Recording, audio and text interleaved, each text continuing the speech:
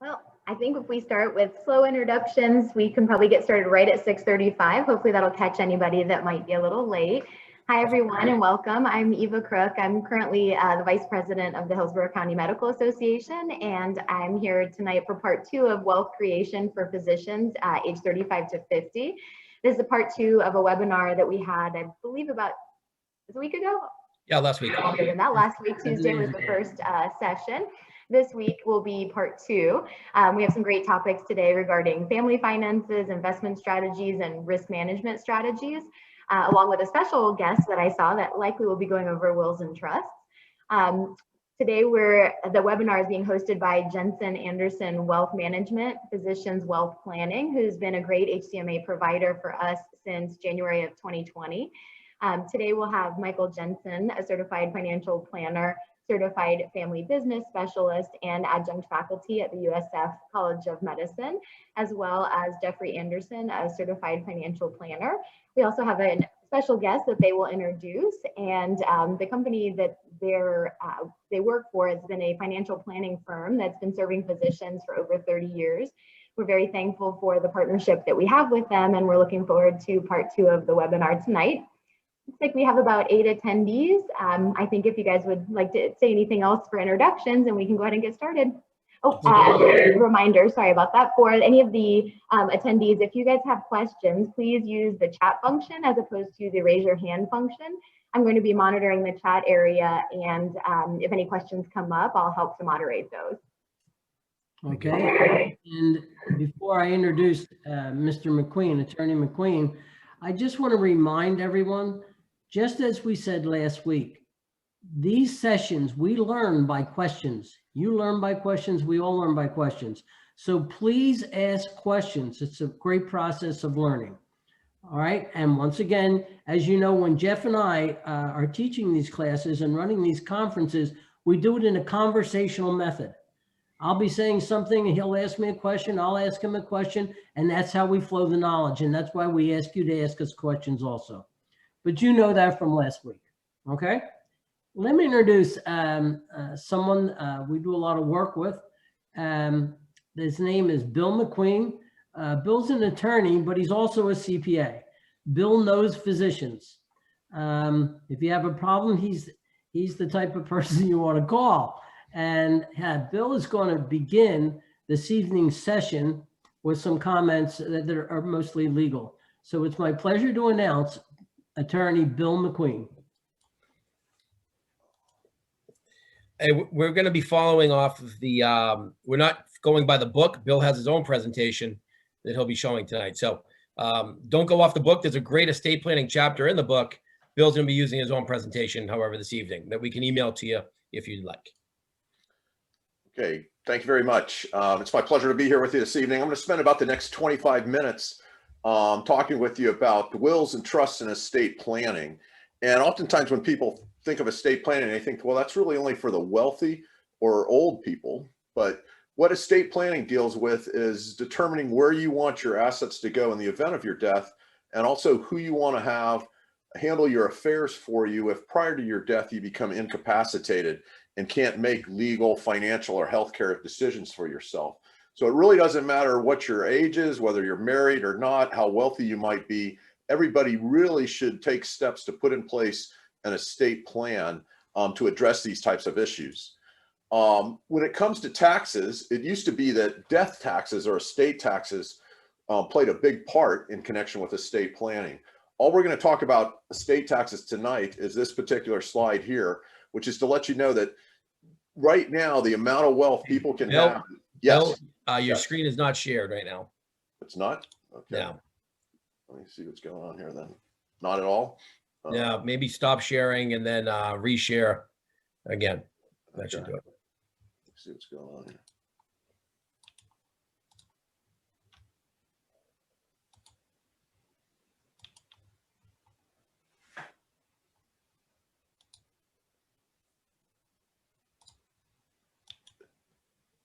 Is it shared now? It is not shared now. Technical difficulties. You gotta love this. Let's try something else here.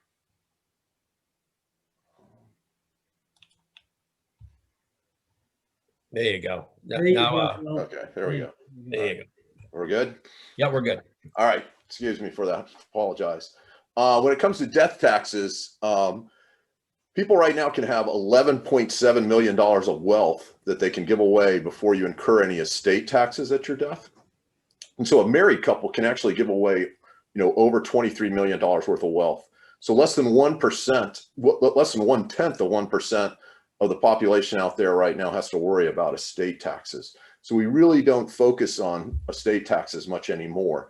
One thing you should keep in mind, though, under the law right now, that amount of wealth you can give away, if the law stays in place, is going to be sort of cut in half come 2026. And there's also a lot of discussion right now that it's a possibility, depending on what Congress may do, that it could even be lowered this year as low as $3.5 million, which is still a lot of wealth. But for a married couple, that would be $7 million. Still, a lot of people don't have to worry about estate taxes, but it will become more and more of an issue going forward. Sort of go through the process sequentially, planning for incapacity from an estate planning standpoint. If you don't do anything at all and you become incapacitated, often we'll have to go to court and get a guardian appointed for you to make decisions on your behalf. And that may very well be your spouse if you're married. You can avoid all of that by putting in place certain documents that we refer to as advanced directives. And there's 5 advanced directives we always like our clients to have to address this issue of incapacity. The durable power of attorney, where you name who you want to make legal and financial decisions for yourself. Typically, if you're married, your spouse is named as the primary person to make those decisions. And then you always should name at least one backup in case your spouse is not able to serve when the need arises. Next is the designation of healthcare surrogate, which is like the durable power of attorney for your medical needs. And typically, again, a spouse is the primary person and then a backup for that. HIPAA waivers, as medical professionals, I'm sure you're all very familiar with HIPAA. This just gives you the ability to list out all the various individuals that you're comfortable with having the right to talk to your physicians about what your medical condition is if you're incapacitated. People on this list can't make decisions for you. That would only be your healthcare surrogate, but this allows other family members or close friends to have that opportunity to know how you're doing and hear that directly from your medical professionals. The living will is just a document where you state if you're incapacitated, whether you would or would not want to have certain procedures applied that might prolong your life, like a ventilator, respirator, feeding tubes. And the last advanced directive is what's called a declaration of pre-need guardian. If you have all these documents in place, we probably will never have to go to court and get a guardian appointed, but somebody can bring what we call an involuntary guardianship proceeding. I often see this happen when somebody in the family who feels they should have been named the durable power of attorney or the healthcare surrogate goes to another attorney who says, well, let's petition the court and have your mom, dad, spouse, sibling, whoever it may be, declared legally incapacitated. If that happens, that voids out all these other advanced directives because the guardian will have the authority to make those decisions. But the good thing is you can sign what's called a declaration of pre-need guardian, where you name your guardian today if you ever need one. And if you have one of these documents in place, then the judge can only appoint as your guardian whoever you've named in this document. So we have our clients list in this document the same people that they've listed under their durable power of attorney and designation of healthcare surrogate. So it really prevents or stops somebody from bringing an involuntary guardianship proceeding. I'm now going to talk about estate planning as what happens at your death as far as where your assets go and in what manner. And really what that comes down to is how your assets or your wealth is titled at the time of your death. And property can pass in one of 3 ways. It can pass by operation of law, which is where you own assets with somebody else in joint name with rights of survivorship.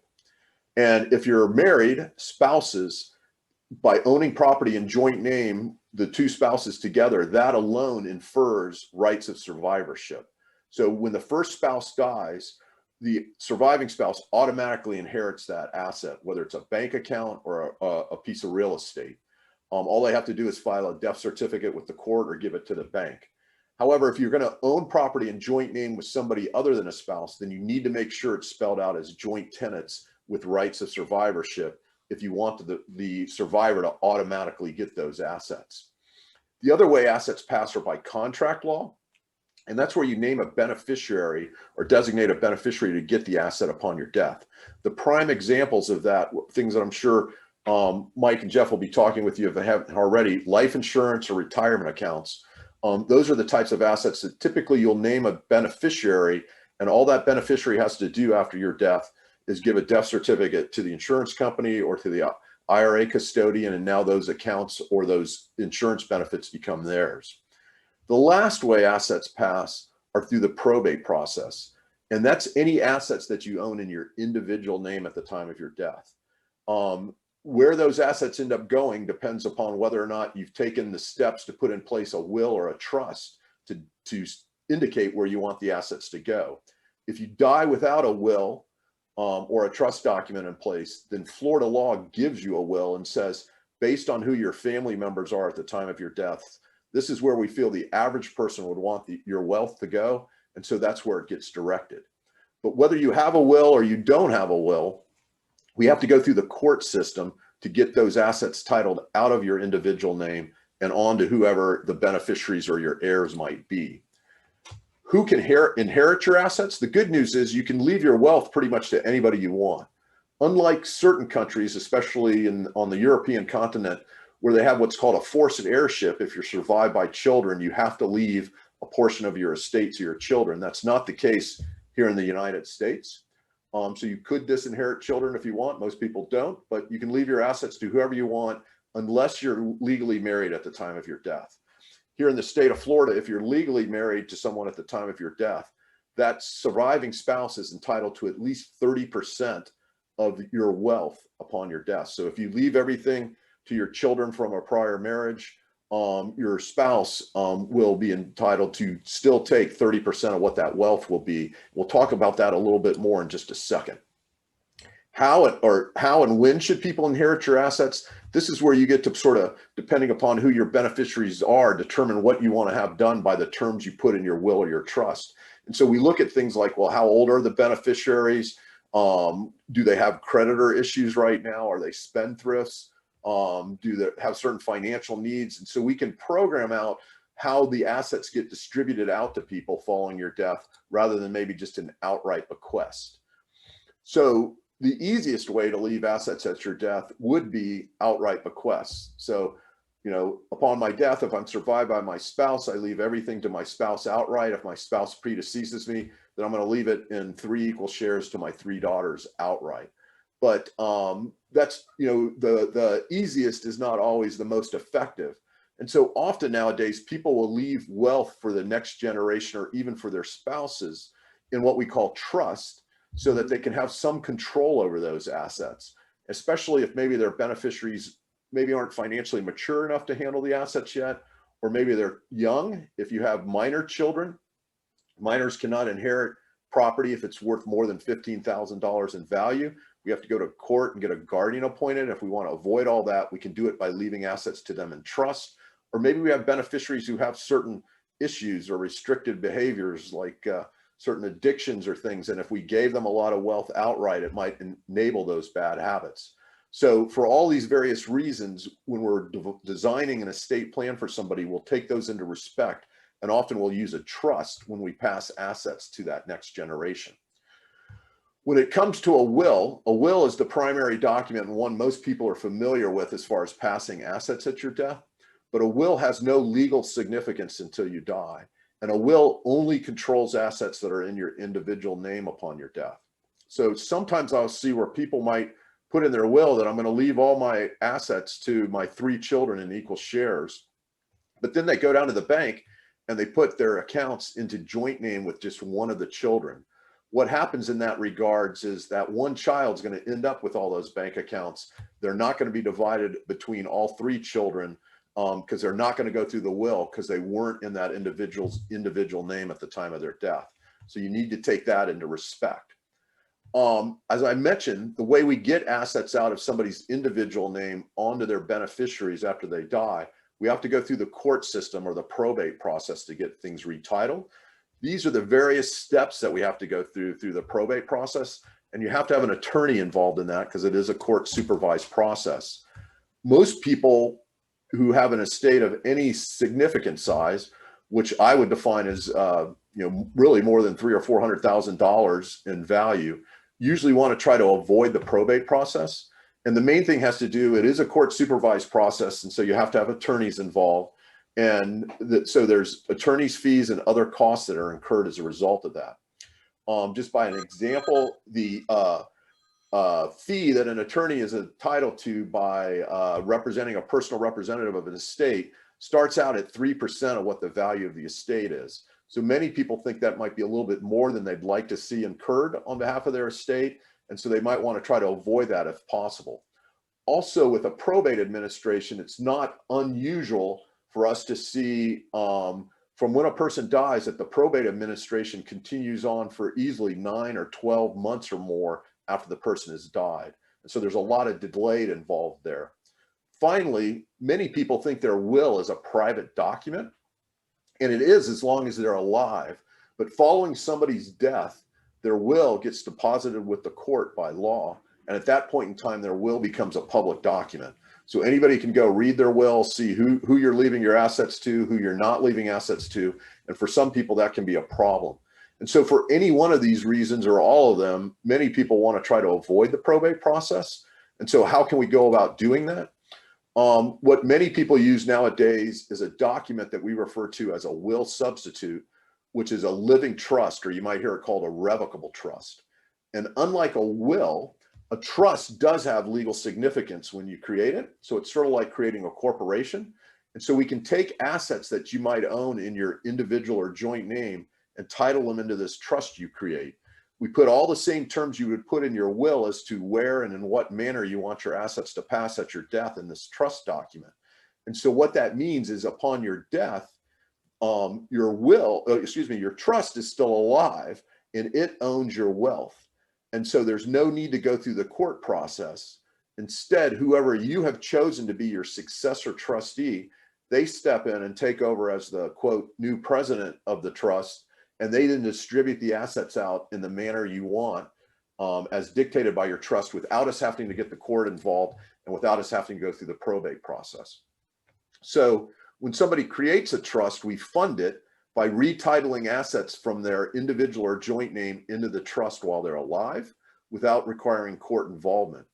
If you have a trust-based plan, you're still going to need a will. It's what we call a pour-over will, and that's just there as a backstop, because in case upon your death, you happen to have assets that are still titled in your individual name, we want this will there so the will will direct those assets into your trust. Otherwise, if you don't have this pour-over will, we have to look to Florida law, which will dictate where those assets will go, and it will not be into the trust. When people create a living trust, they usually serve as the trustee over the trust. So they're their own president of their company that they've created until the time of their death or their disability. They keep total control over all the assets in the trust. They can do anything with the assets in the trust they want. And they can even revoke the trust in its entirety at some point in time if they want. Because they have so much control over this revocable trust, for income tax purposes, it's what we call a grantor trust, which means we ignore it for income tax purposes. So we don't get a separate tax ID number for the trust. You don't file any separate tax returns. Any bank accounts or other assets that are owned in the name of the trust, any income, the 1099s or the K1s will go directly onto your individual or joint 1040 income tax return. So it's really no different than if you're holding the assets in your individual or joint name. The benefits you get is one, privacy. Your trust will never get deposited with the court or recorded among the public records. It's more difficult for people to challenge a trust. Built into the probate process is opportunities for disgruntled beneficiaries to contest your will. With a trust, they have to bring a separate independent civil action to contest the trust.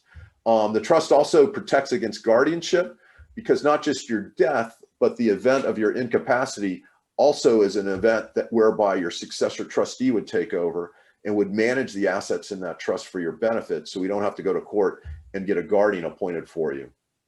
And lastly, many people during their lifetime end up buying other pieces of real estate, vacation home, let's say, in the mountains of North Carolina or something like that. If you own that type of property outside the state of Florida while you're still a resident of Florida, and you own it in your individual name when you die, there's not only going to be a need to do a probate down here in the state of Florida, we're going to have to do a separate probate up in the state of North Carolina, because every state is very protective of their real estate. And so they require a probate administration in their individual state as far as distributing real estate. If instead your trust owns the real estate, then there's no need to do the probate up in the state of North Carolina either in that example. I just wanted to make clear that tonight I've been talking solely about revocable trust. These are trusts that you can revoke or amend at any point in time.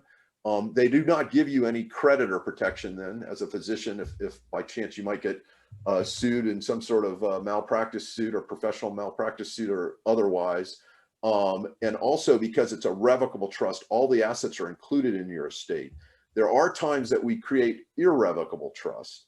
When we do that, you're actually giving up control over the assets to some extent.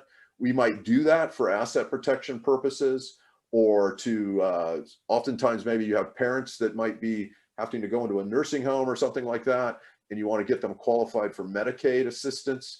We might use an irrevocable trust for that purpose as well, or to get assets out of your estate because your estate's gotten so large that maybe we are going to incur estate taxes at the time of your death. So those are irrevocable trusts. Those are more advanced estate planning that we do use at times, but everything we've been talking about tonight are revocable trusts. Who should draft your will or trust? This is sort of a shameless plug for attorney employment, but I don't suggest you do it yourself. Like anything nowadays, you can find whatever you want on the internet, but you won't know whether or not that document you prepared was done right until you're gone. And so it's too late to go back and change it at that point in time. So you really want to make sure you have a professional and probably one who focuses in this area to prepare your estate planning documents.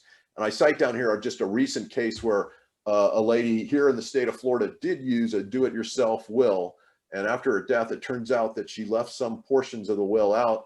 And so the court was very clear. Our highest court here in the state of Florida, our Supreme Court, said, we have no doubt this is not what she wanted to have done, but that's what her will says. And so we have to follow the terms of the will. And so members of her family, other than who she wanted to, got her property. And so we don't want that to happen to you.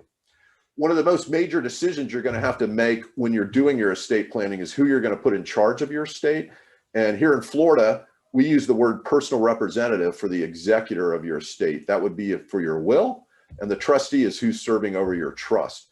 You have choices between picking a professional or an individual. I've listed on this slide some of the benefits of one or the other.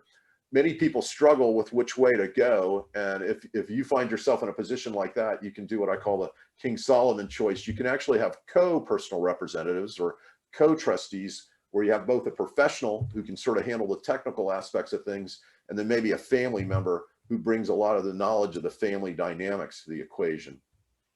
These are a lot of the decisions and things that the fiduciary, the personal representative or trustee is going to have to do.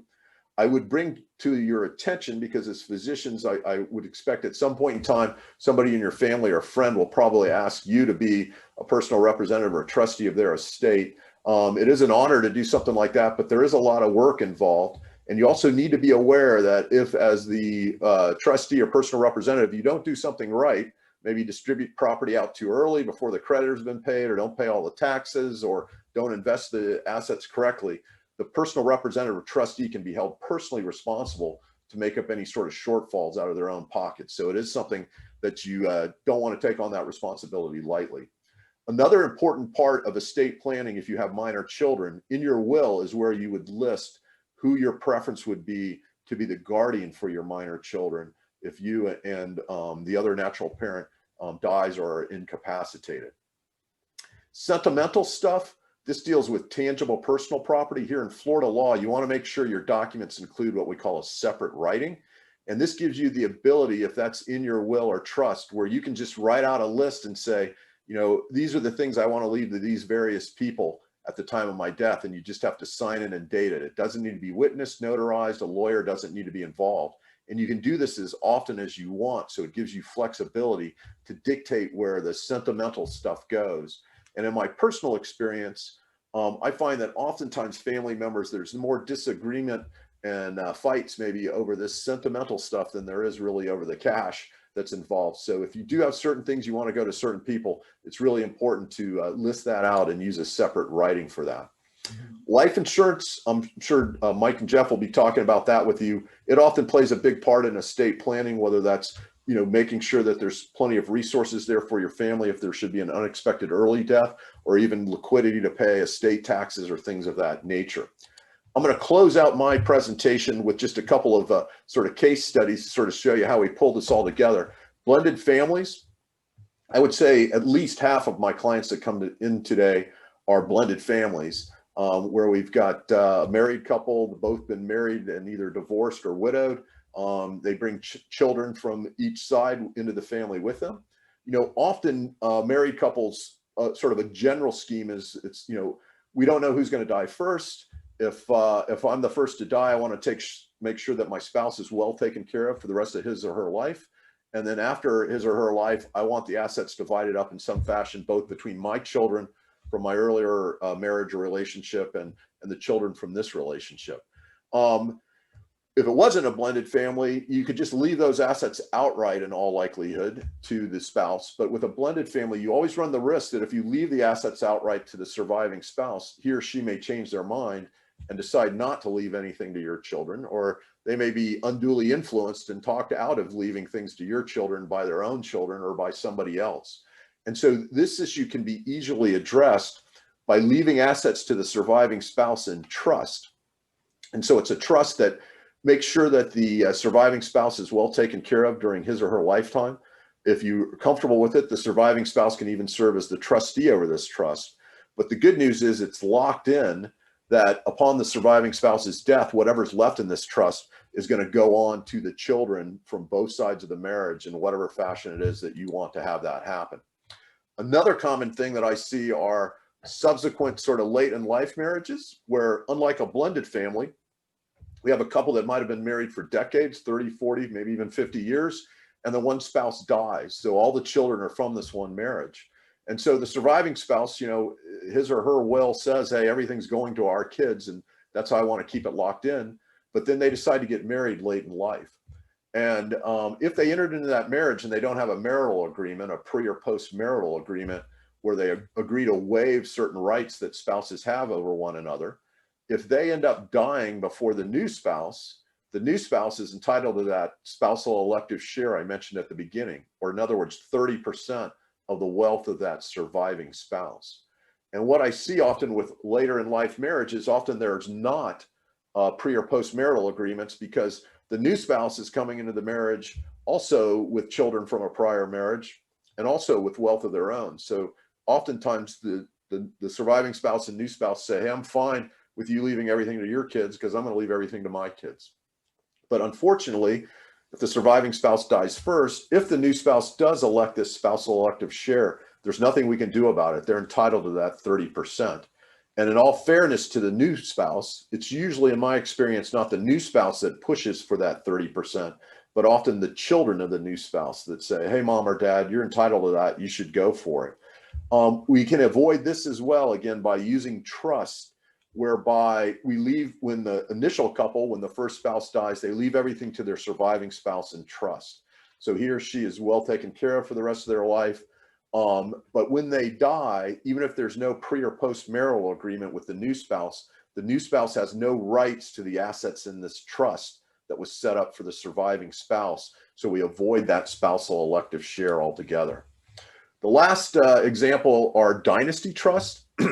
Now, because so much wealth can be passed free of estate taxes, and trusts here in the state of Florida can run much, much further into the future than they used to be able to go. In fact, they can go as far out as 360 years from the time of your death. We will often now have the senior generation setting up a trust where they leave assets in trust for their children that runs for their children's entire life.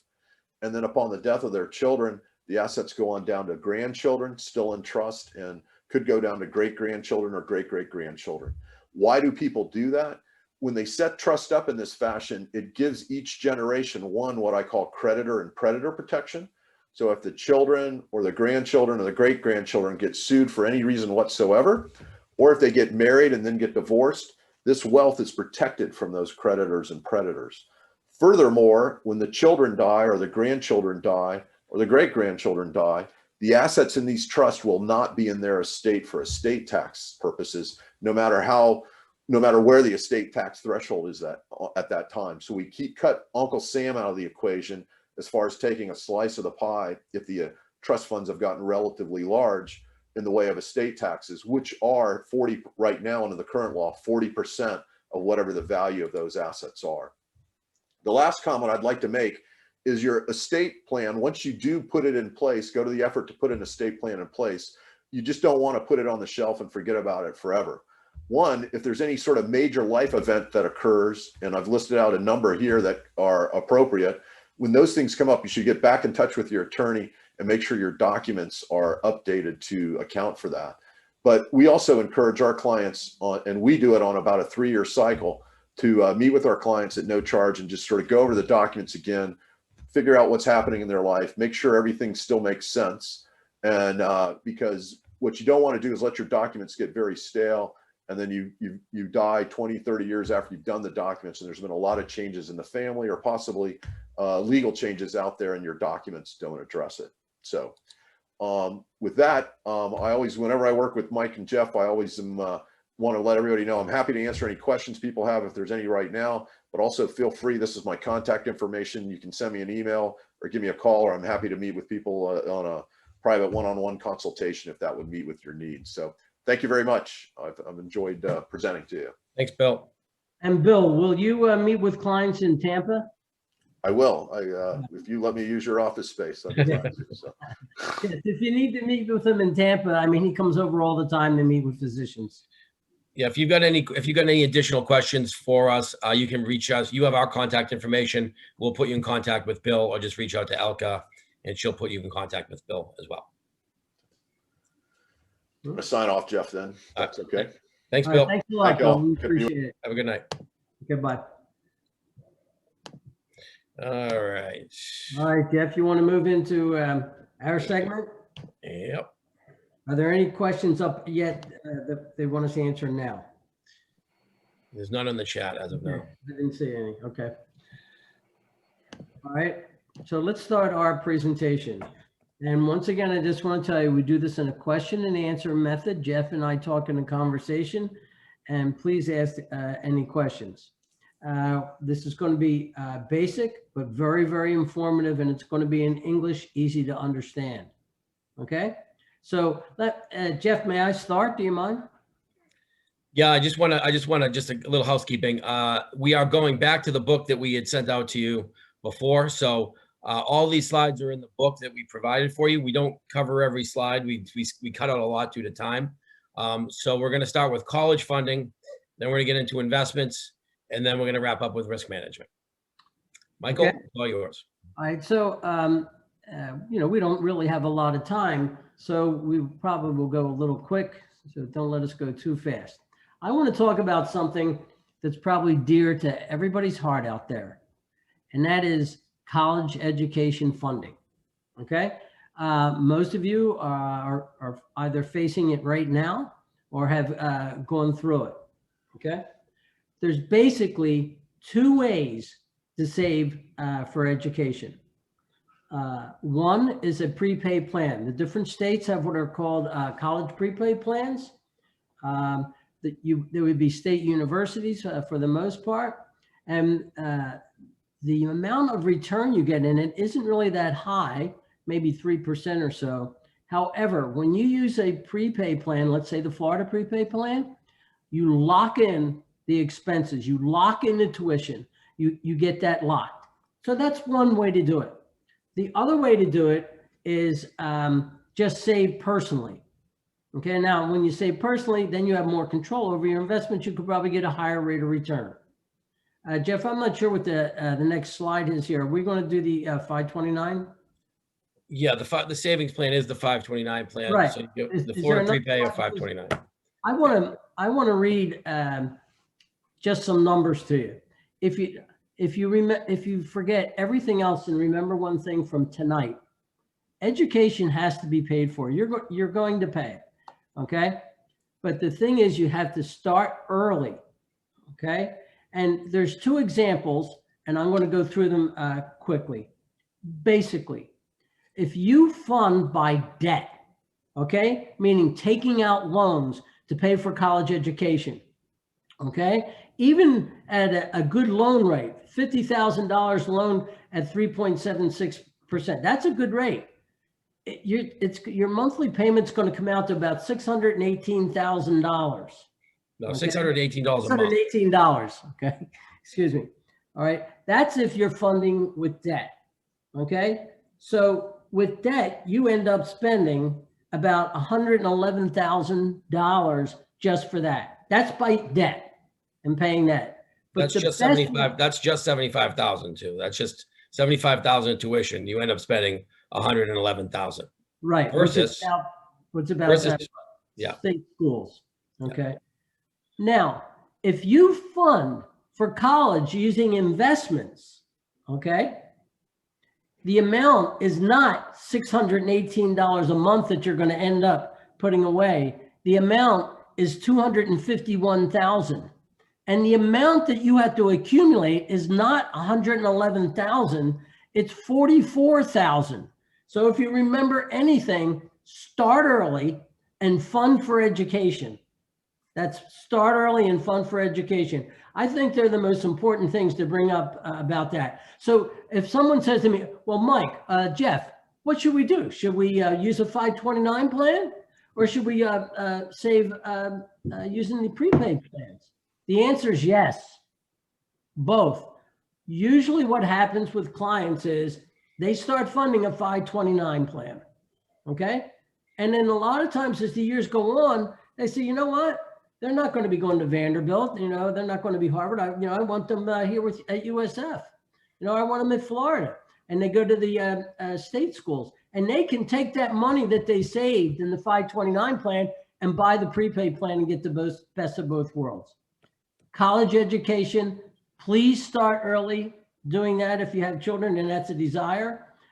Please start early and use the investment. Do not do it through debt. Good, Jeff. All right, let's move on to investments. We're going to start the investment piece now. Remember, so the first part is you got to fund your emergency reserve. That's the most important. Amen. Secondly, then you want to maximize all your savings accounts. We talked about IRAs, 401ks, 403bs, backdoor Roths last week. And then the investments that go inside those accounts is what we're going to talk about now. So you first need to develop your investment objectives for every account that you open. So Mike, you want to talk about the investment objectives? Yes, I mean, I'll touch slightly on the growth versus income, okay? There's two ways that you can save for. You can save by putting money away to grow a large base of money, okay? That's a growth portfolio. Another one may be one that's income. Income is going to be more conservative, but it's going to be something that you're going to be taking out. Risk versus reward. When you, first of all, you're going to see you should have a plan, a financial plan done, but you need to know what your risk versus your reward is. The more aggressive something is historically, past performance is no guarantee of future return, but historically, if there's more risk, there's usually a higher return, but that's something that you have to determine. Growth is probably going to be a higher return than income. And then you need to know whether this is something long-term or short-term. You know, one of the things Jeff says, and I say a lot, is everything's long-term. Everything isn't long-term if you're getting older, okay? But you need to know what your objectives are. Why am I starting to put this money away? Go ahead, Jeff. Yeah, in regards to that, you know, each account may have a different objective. You know, if you're saving for college and the kids are already 10 years old, that's going to be a shorter term time horizon. If you're saving for retirement, that's going to be a long-term time horizon. And that's what time horizon is. It's how long until you're going to need that investment. That's what time horizon is. And that's another factor that plays a big role in your decision-making process. Some other considerations are your overall financial plan. Your financial plan will help. Like in that college example, it said you had to save $215 a month. And what investment allocation do I need in order to grow that money at that 6% return to get there? As far as retirement, that plays another big role in it. So your overall financial plan dictates the rate of return you need to achieve in order to hit that goal. So that's a really big part of the whole planning process.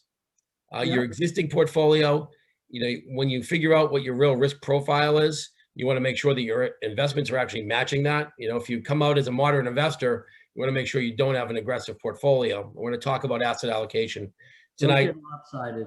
Yeah. And then on the tax side of things, we're going to talk about tax efficiency, but the way that you invest money, tax efficiency plays a big role in that. Like in some portfolios, they might buy and sell a lot. You wouldn't want to put that in one of your taxable accounts. You want to put that in like your Roth IRA because you don't pay tax on the growth there. So tax planning and the different types of investments play a big role in your decision-making process as well. What we're going to do now is just talk about all the different types of investments out there. We're going to start off with just cash accounts, which are just checking savings accounts. That's pretty easy. You get a low rate. It's fully liquid. Yeah. And very simple. You want me to start on these, Jeff? Yeah, go ahead with CDs. Let's just bypass checking. Okay. That's pretty simple. All right. Cash. Cash means low minimums. You don't need to do anything. It's the easiest. You can get to it all the time. It's certificates of deposit are a step up from just cash or money in a savings account or a checking account.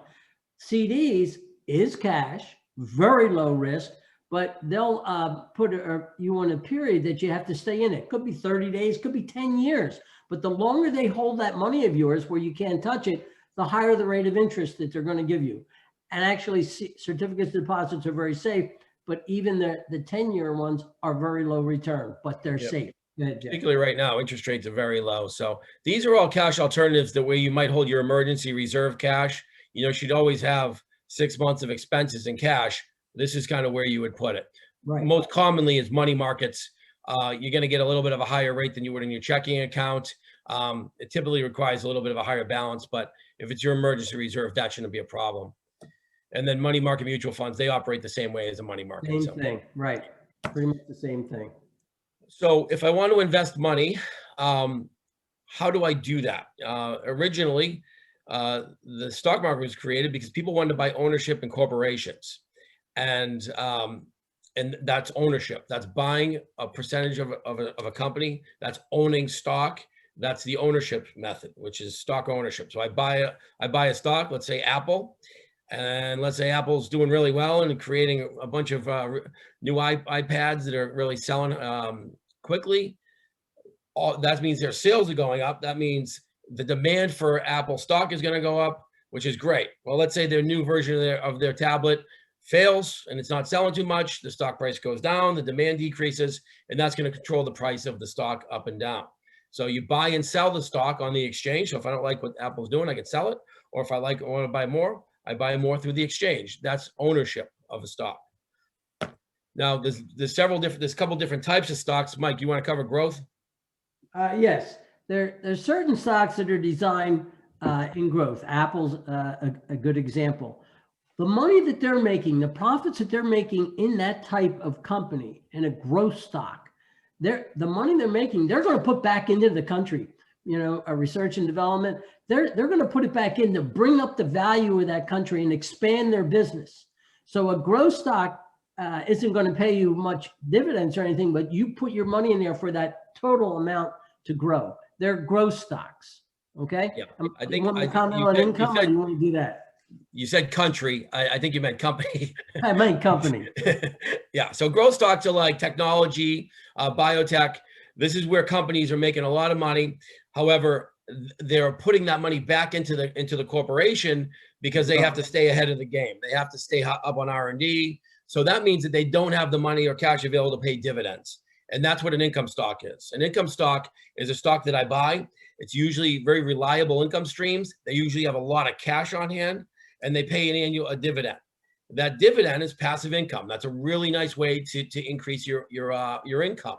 Now, they pay a dividend every year. The only way that dividend goes down, it's not a function of the stock price. It's purely if they come out and say, we're going to reduce the dividend this year. Which rarely happens. Yeah, very rarely happens if it's a good company. So there's a place for dividend stocks, even when you're building your portfolio in your 30s and 40s, but that becomes a bigger percentage of your overall portfolio when you switch from accumulation phase, which is I'm gathering money like you all are now. And then when you hit income phase, when you retire, you have to switch to more of an income-oriented portfolio, and fixed income and income producing stocks become a higher concentration of that overall mix. Right. Growth riskier, income safer. Absolutely. Absolutely. Okay. Yeah. Income is intrinsically less volatile. When you look at stocks, there's something called market capitalization. So that's the amount of outstanding shares by the share price is what the company is really worth. So when you look at a large cap fund, that's all companies that are worth 10 billion and up in market cap. A mid cap fund is 2 to 10 billion, and a small cap is 2 billion or less.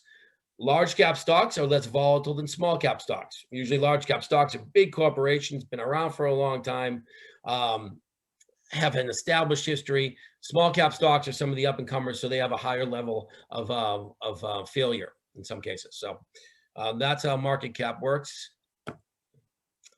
Small cap, riskier, possible higher return. Large cap, less risk, good stable return. Absolutely, absolutely. So you might watch CNBC and see all these S&P 500 is up 2% today. The Dow Jones is up 2% today. The NASDAQ is up 2% today. What does that actually mean? And what are those names? Those are actually what's called stock indexes. Mike, you want to talk about indexes? Well, let's talk about Standard & Poor's first. The S&P 500, Standard & Poor's 500, they're the top 500 companies in the United States. So they're very, very stable, and they give you a good idea of what's going on in the best companies in the world. So that tells you what the overall good companies in this country are doing by looking at the S&P, the Standard & Poor's 500 index, okay? But remember, that's only showing the best companies in the country, but that's a good one to go by, all right? Absolutely. Good. Yeah. So you've got the Dow Jones. That's only 30 of the biggest stocks. So that's when you're looking at these indexes, indexes are used to compare your portfolio to make sure your portfolio, hopefully, is outpacing the indexes. So the Dow is not a good index to compare to because it's only 30 of the biggest stocks. The S&P is 500 of the biggest stocks. That's a great cross-section of the economy. So that's what you're looking at. So if the S&P was up 10, hopefully you're up 13 or 14. That would be an ideal situation. You might hear the NASDAQ. Lately, that's had a lot of press. That's a lot of risk, a lot of tech. Yeah, a lot of tech in the NASDAQ. So that's what an index is. Okay, it's just a basket of stocks that you can use to track certain sectors. So we covered stocks. That's one way to own investments. The other side of that is our bonds, and that is you give money to an entity.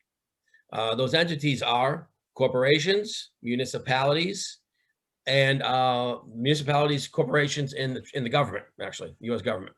So those are the three types of entities that issue bonds. A bond is simply you give the entity your money. Let's say you give them money, it's a 10-year bond. Let's say you give them $100,000. You collect interest over the 10-year period. At the end of 10 years, you get your money back, okay? The different types of bonds are short-term, mid-term, and long-term. So like I said in that example, a 10-year bond would be an intermediate term. Short-term is 1 to 5 years, and a long-term bond is 10 years plus. Which has more risk? Which one's riskier? The longer ones or the shorter ones? Long-term bonds are a lot more aggressive than short-term bonds. Yes. They have a lot more interest rate sensitivity, which we're going to talk about in a minute, which is how do interest rates impact the price of your bonds? And there's an interesting dynamic going on right now in the market because we've been in a declining interest rate environment. And now for the first time, we're starting to tick the other direction. And that's starting to create some problems. You saw a lot of volatility in the market last week because of that. So when I'm analyzing my bonds, I look at how long is the duration of the bond, but then I also look at the credit rating of the bond. And there's Moody's and Standard & Poor's. Anything below BBB is non-investment grade.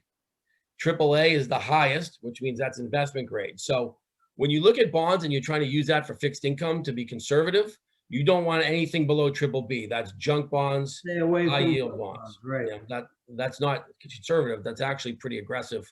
Right. So when you're trying to buy bonds for safety, you want to buy above BBB.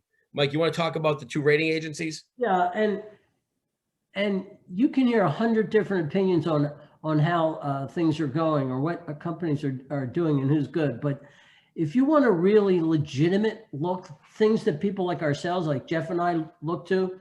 The Moody's ratings and the Standard & Poor's ratings are the most credible. They're very good on telling you what the quality of a bond is. So that's where you would look if you want honest evaluations. As Jeff was just said, there's basically two ways to invest in the market. We already went over buying and owning. This is just loaning money to companies' bonds. Go ahead, Jeff. Yeah, so if you buy a bond and you hold it to maturity, that's great. You get your money back. Just like a stock, when you buy it and you want to sell it, there's a secondary market for bonds as well. So if I buy a 10-year bond and I'm 5 years into that bond and I want to sell that bond, or the money manager wants to sell that bond, if interest rates are going up, that's not good. Or if they've gone up since I bought that bond, because that's going to put downside pressure on the price of my bond. So that's like what's happening right now. We had a pretty big bull market in bonds because interest rates have been going down and prices have been going up. The Fed came out and said, well, we're not going to really mess with rates for the next couple of years. But then there was some volatility and some questions there. And it looked like interest rates are going to start to go up. And when they do, bonds will start to go down. So you got to be real cautious, because if you're nervous about the market because of the big run up and you want to go into bonds, you got to be careful of rising rates. So how do you offset that? There's some strategies like buying short duration bonds or buy interest rate sensitive bonds. There's ways to get around that, but it's a very interesting world in the bond market right now. So you got to be a little bit careful. Yes, remember the inverse relationship that a bond has to interest.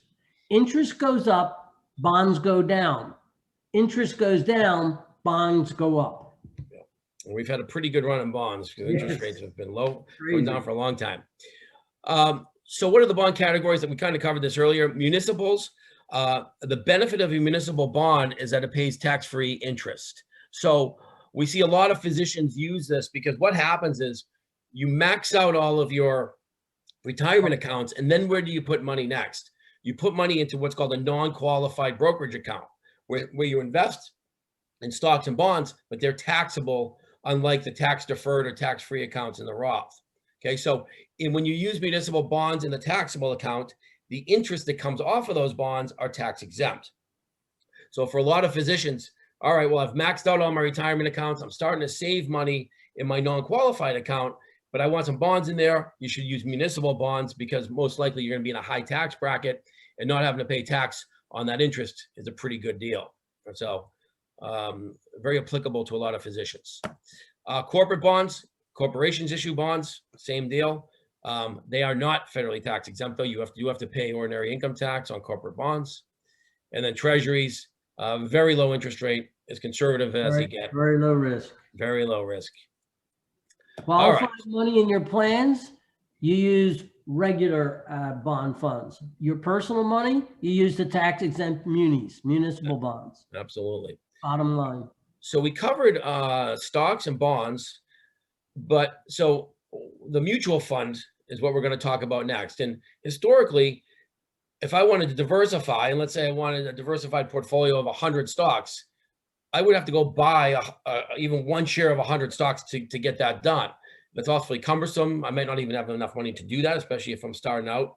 So the mutual fund was invented to help diversify. Mike, you want to talk about mutual funds? What were you getting ready to say? Diversification is better than brains, Jeff? Is that what you were getting ready to say? I was about to say that. Yes, it's very true. You know, people in investments, the two of us, we act like we know a lot, but the only thing that we know is that this year might be large cap U.S. domestic stocks doing great. They might be down here next. So we don't know. There's a basic belief and a basic law that with mutual funds, you have instant diversification. The secret to growth in an overall portfolio is not when you buy a stock, not when you sell a stock, but what is your asset allocation? Okay? The best way to get asset allocation is to take out a mutual fund. You put $1 in a mutual fund and you may buy 20, 30, 40 different stocks, because a mutual fund is when a whole bunch of people get together, put their dollars in and invest. It is instant diversification.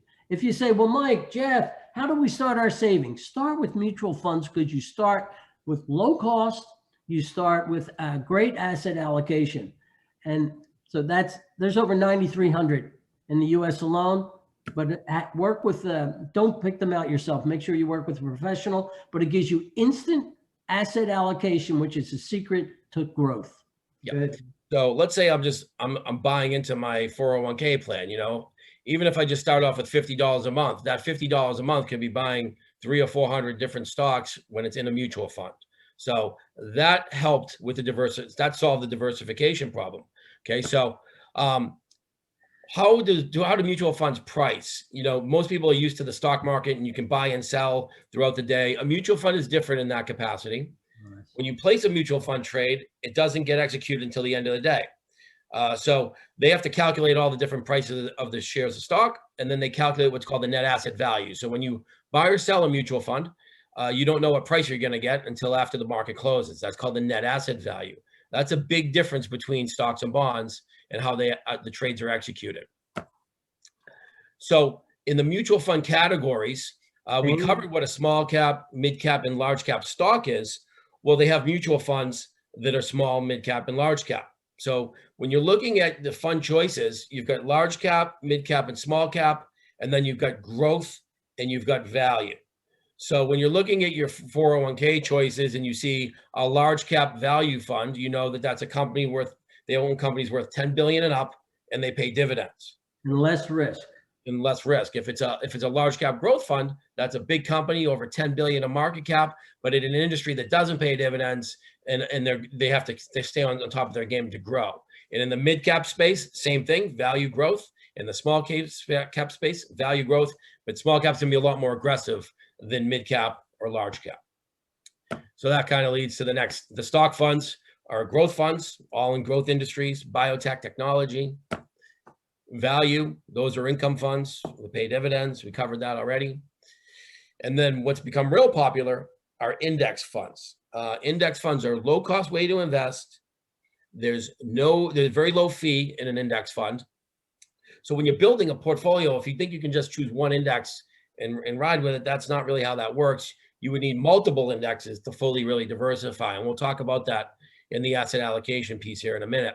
But index funds, I could buy the S&P 500 index. It's very low cost, but there's no manager. I just own 500 of those stocks. If I bought the Dow index fund, I'm just buying 30 stocks. If I bought the NASDAQ, I'm just buying tech stocks in that index. So you're not going to do any better or any worse than the indexes. Yeah, you do exactly what the index does. It's all electronically. The professional managers. Yep, we're going to talk about that in a minute. Let's talk about growth and income. Mike, you want to talk about growth and income? Let's do that. What's that? I said, let's do that. Yeah, go ahead. You're up. Okay, growth and income. Once again, we just described this with individual stocks. Okay, mutual funds are nothing but combinations of all different individual stocks and bonds. Okay, so you have growth and income.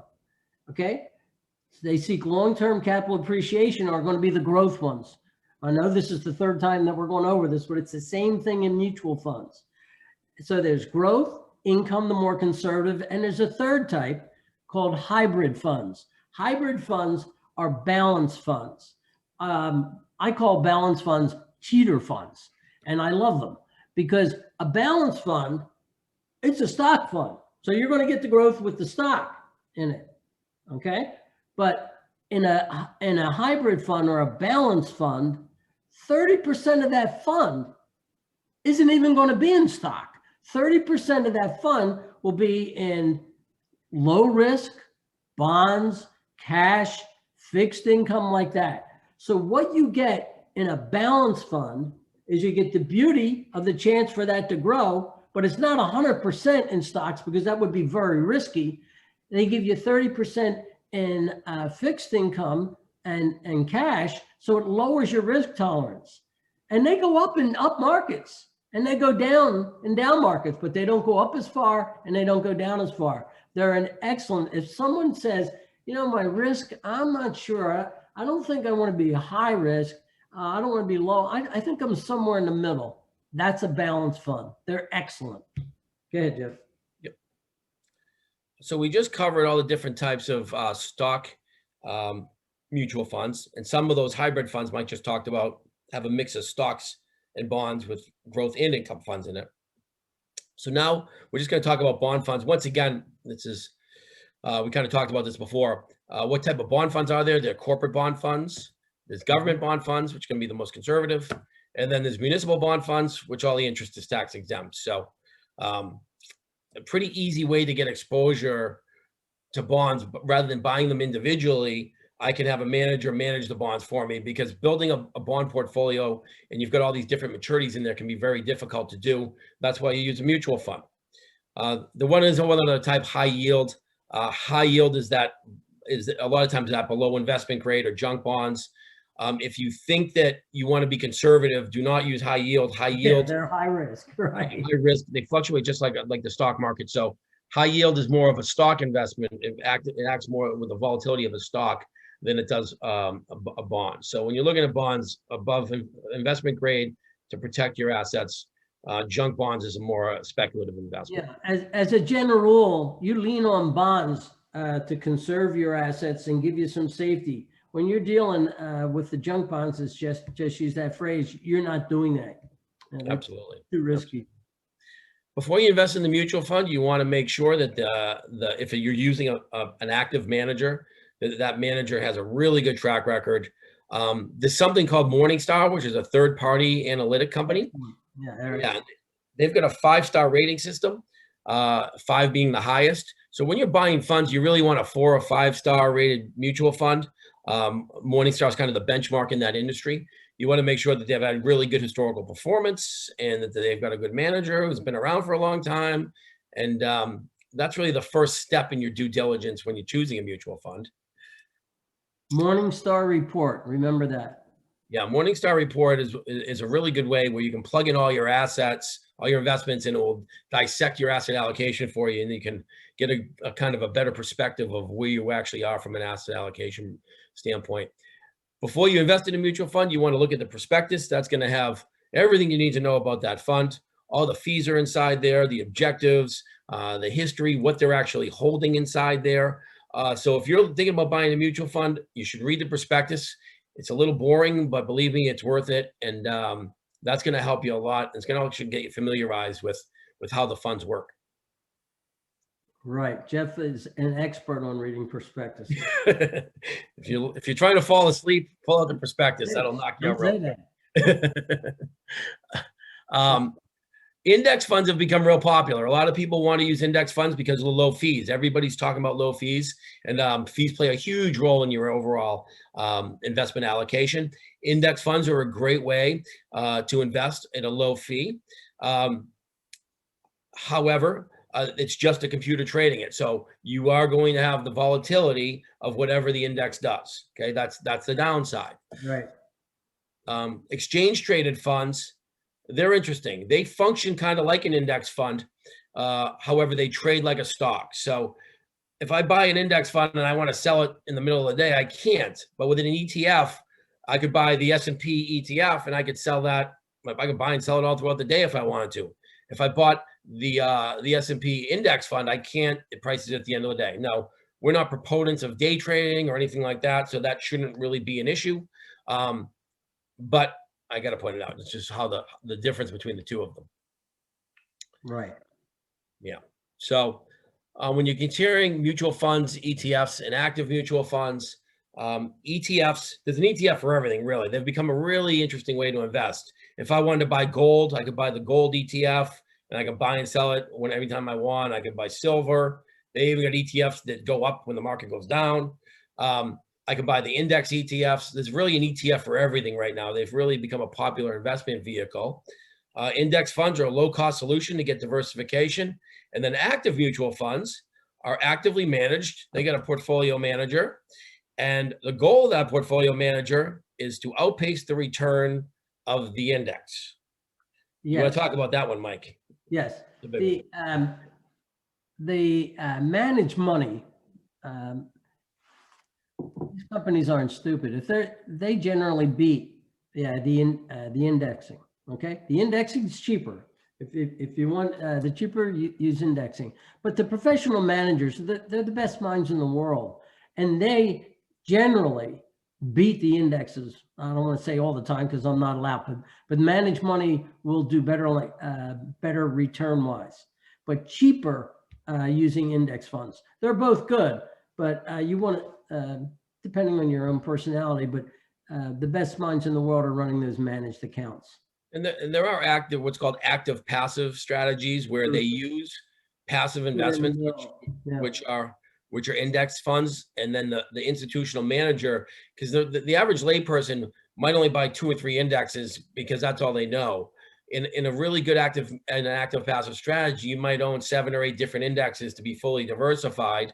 They keep the fee real low, so you still get the effect of a passive investment through an index, but there's a manager on top of that helping you choose the indexes, and that really helps and adds value to the equation.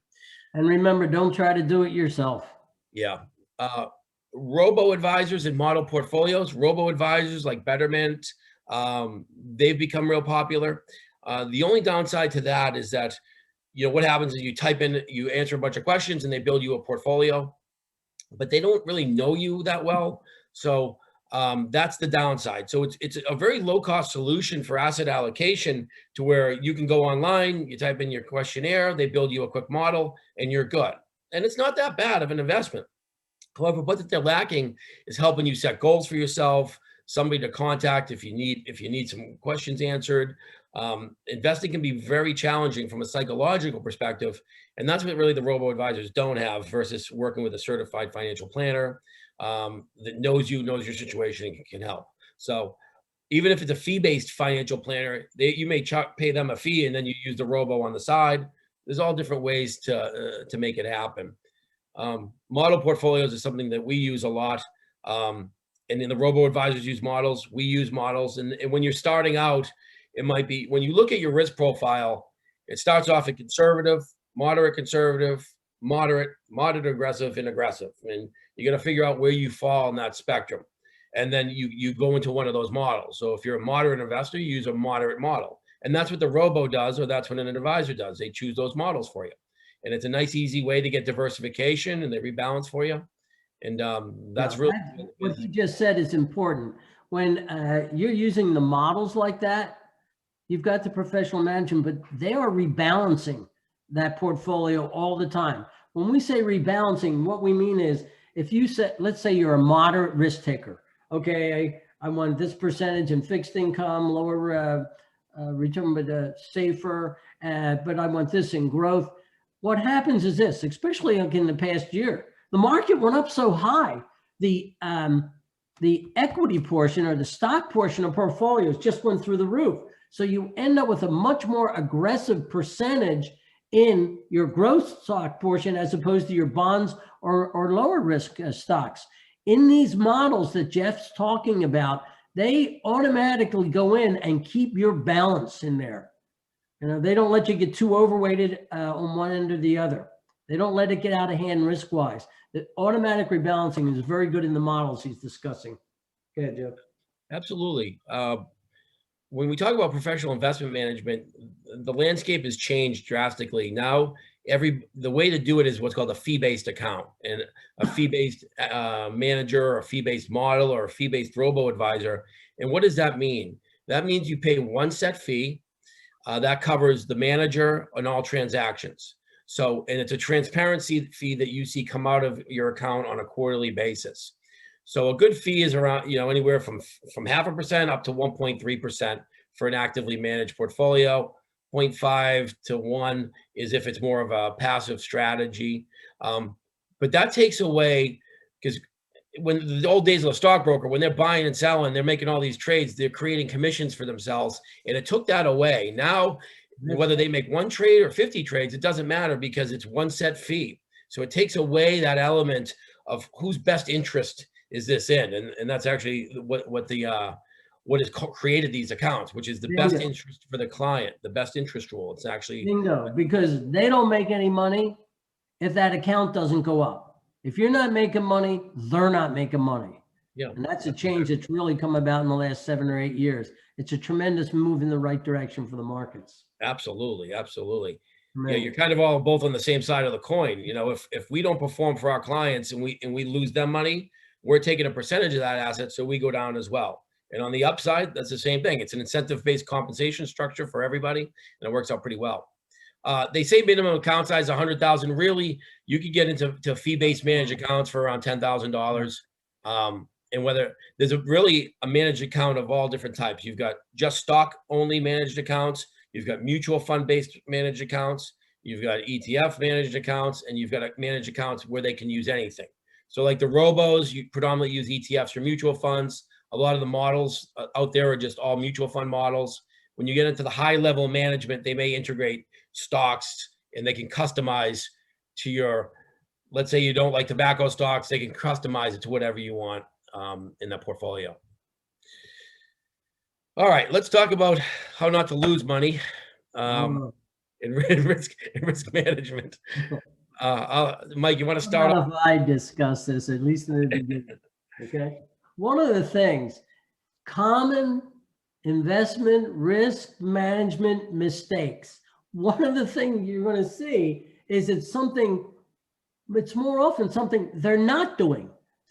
Do not do this. It's a negative thing because they miss things, okay? Even something like too much cash in a portfolio can hurt you. You're not going to get as much growth. Jeff, do you want to handle these one at a time each? Yeah, sure. Too much cash in a portfolio. What's the problem there? Inflation's around 3%. So if you're only making 0.5%, you add an inflation, you're really going backwards by 2.5%. That's a problem. Right. Management fees.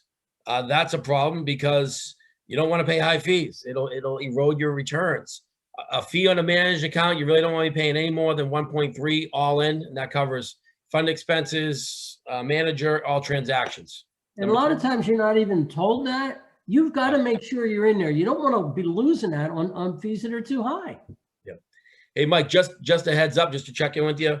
We're at the 15-minute left number. So we got to roll a little bit faster.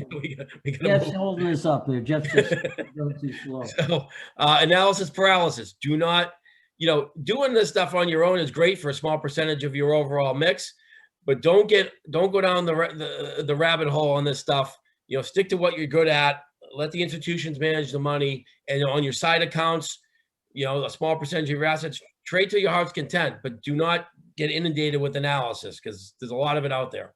Don't do it. The next point is the most important thing tonight. We used it at the beginning of this conference, and we're using it now. Pay yourself first. You have to pay yourself first. Form systematic, forced almost savings. Best way to do that is your retirement plans at work or automatic drafts. But pay yourself first, and that way you'll accumulate wealth. Good. That's what this whole thing is all about. It is about. That's what it is about. Your retirement plan at work, boom, forced comes out of your paycheck. Your 529 plans have that automatic bank drafted once a month. Get that money into the account. Nice and easy. You don't see it. It goes right into the accounts, and you stay on track. Tax efficiency, we talked about that before. We talked about rebalancing. Mike pointed out a great couple points on the rebalance. Picking investments first, strategy second. Big mistake. Big mistake. You have to know what your goal is and what you're trying to achieve and what your risk tolerance is. Don't worry about picking the stocks first. Figure out what you're trying to do. Don't buy on emotion. Right. Failure to diversify. We're going to talk about diversification in a minute. Confusing historical returns with future performance. Just because the fund did great historically doesn't mean it's going to do great in the future. Mike, you want to cover 10? Yes. Align your investment goals with your personal goals. You hear how many things are redundant here when we do this? You go back and every year you review what your goals are, and you make sure that your investments are in line with what the heck you're trying to do, long-term, short-term. Okay. Some people have no clear horizon. They just invest. They're not targeting. They don't have a retirement date. They're just in there investing. You need the time horizon. Good, Jeff. Yep. Failure to research. Research is important. If you're working with somebody, they'll provide you with the research to help. If you're doing it on your own, the Morningstar reports are a great place to start. Make sure you run a model of your overall asset mix, and just pick good investments. Don't get carried away with whatever the new hot fad is. Stick to your discipline. Build a great portfolio. Review it once a year and don't try to time the market. 13, Mike? Excessive versatile, adverse. If you're in the market, there's nothing that's completely safe unless you're in probably governments or cash. Okay. That you have to realize you have to take some risk if you want certain rates of return. Don't get stuck on that. Yeah. Remember, inflation's around 2.5. So you got to do 2.5 just to break even. And if you're too conservative, that's going to be a problem.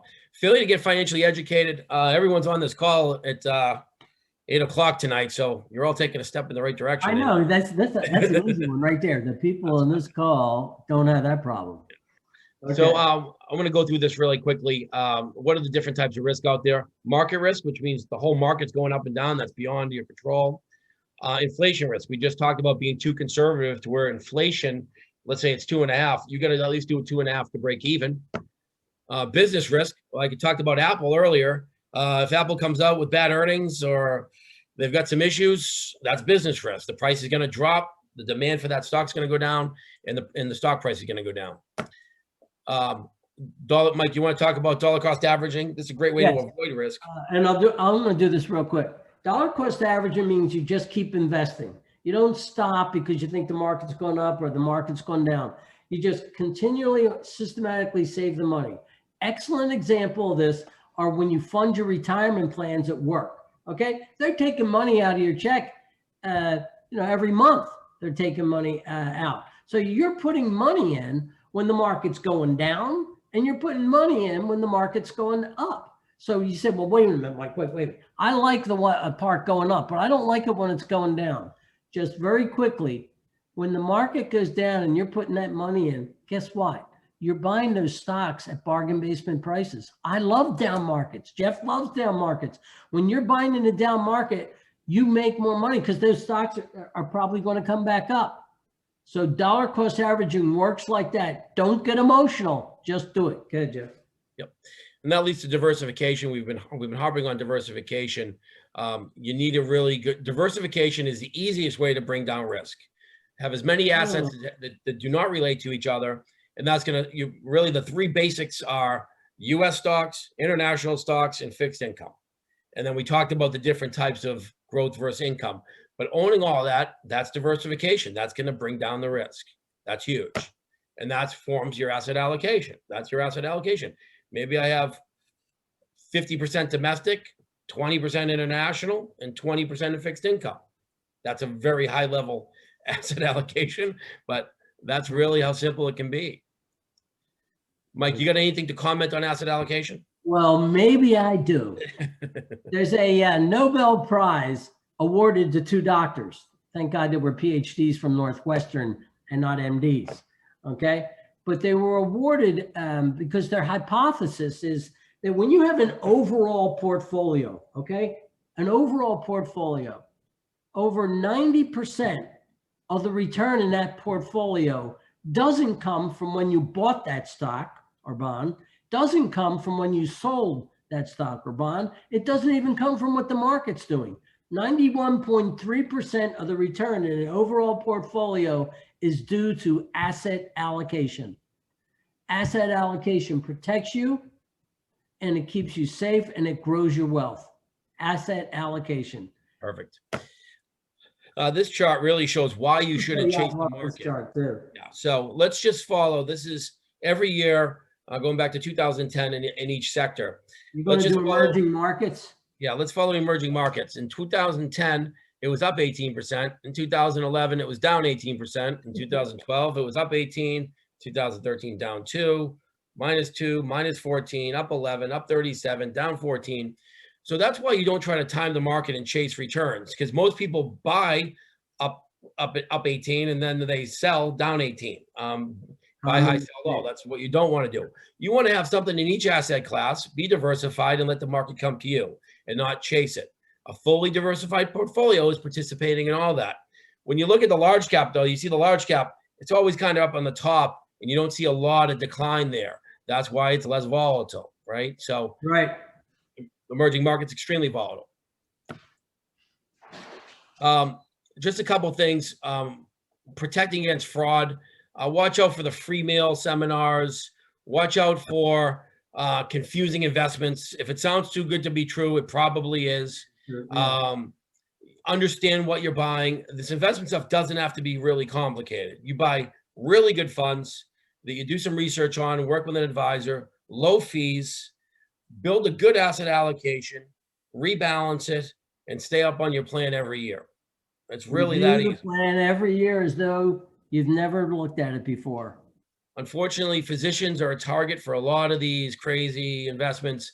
It doesn't need to be that. You're going to earn a lot of money for systematic savings. Fund your emergency reserve, max out all your retirement accounts, Max out the plan. start saving non-qualified money, good funds, low fees, not too complicated, diversified portfolio, and just focus on being a good doctor. And that's about it. As someone said last week, you all have over 10,000 hours of training before you walk out the door as a physician, and 0 in finance, unless you're in one of our classes at Morsani or something like that. But that's it. Oh, can I make a comment on disability to there? Well, let's do this. Why don't you just talk about ONOC, non-cancelable? Yeah. We've got like 3 minutes to cover. I know. Okay. So I'm going to guidelines. make this real quick. Yep. Physicians. Okay. You're going to earn a lot of money, whether you like it or not. You're going to earn a lot of money. But the biggest asset, especially of people in this class tonight, the biggest asset you have is not your investment account or your bank account. It's your potential to earn more money. You know, our phones are on 24/7. We always get the first call. It is a terrible, terrible thing when someone becomes disabled. When you become disabled, that's it. So you need disability insurance. What kind do you need? You want an individual one. You want one that is non-cancelable, that they can't cancel on you. As a physician, it's mandatory that you have something called own occupation, your specialty coverage. That means if you can't perform each and every duty of your specialty, you're considered totally disabled. You need disability insurance. And I'm going to cut it right there, Jeff, because we're running out of time. Yep. We'll just talk about life insurance real quick.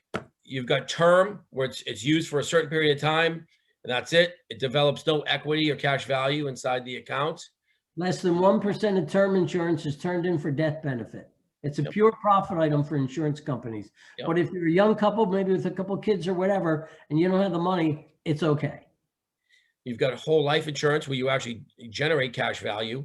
It's creditor protected, has a beneficiary designation, and you've got guarantees in there. Your premiums are guaranteed, so as long as you pay your premium, it stays in force. It's got a nice rate of return, and it pays dividends. Did you say it's creditor proof? It is creditor protected. Physicians put tons of money in cash value life insurance because it is asset protected and it's liquid. I'm telling you. It's another safe haven that physicians use quite frequently. Yeah. Because it is creditor protected. Universal life is tied to interest rates. So there's some interest rate sensitivity there. We don't recommend using those because later on in life, the cost of insurance gets higher. You're dealing with the interest rates. You don't want to deal with that. Variable life, you're invested in the stock market, which is even worse. When you're buying insurance, you really want guarantees. You want it, you know it's going to be there, and you don't want to have to pay a bunch of money going down the road. So universal life's interest rate sensitive, variable life, stock market sensitive. Yeah, one thing you need is you want to make sure you're dealing with a mutual company, because a mutual company is owned by the policyholders. Every cent of profit in a mutual life insurance company in dividends must be paid back to the owners of the company, and the owners of the company are the policyholders. Yep. Remember, mutual company. Good. Yep. So how do I determine how much life insurance I need? Well, you do a life insurance need assessment. So it's all the what if scenarios. Well, if I die, what do I want paid off? Do I want my children's education paid? Do I want the home mortgage paid off? And how much money do I want to create for my family, and for how long? That comes up with a number, and then you determine based on your budget which allocation works the best. And that's life insurance in about 4 minutes. Yeah, and it goes back to the basic, you need a financial plan that you review every year. Yeah. So I think we're wrapping up here right on time. Part of our relationship with the Medical Association is we're here as a resource for you. If you have any questions at all about any of this stuff, you have our contact information. You can reach out to Elka, and and she'll reach out to us and get us the questions, and we'll answer it as soon as we can. Part of the medical association, as being a member of the medical association and attending this class tonight, you do have the opportunity to get a free financial plan done by us. We usually charge $1,500 for physicians, but because you care enough to show up tonight, we're here to help you in any way that we can. If you want to take advantage of that, Elke is going to send you an email. And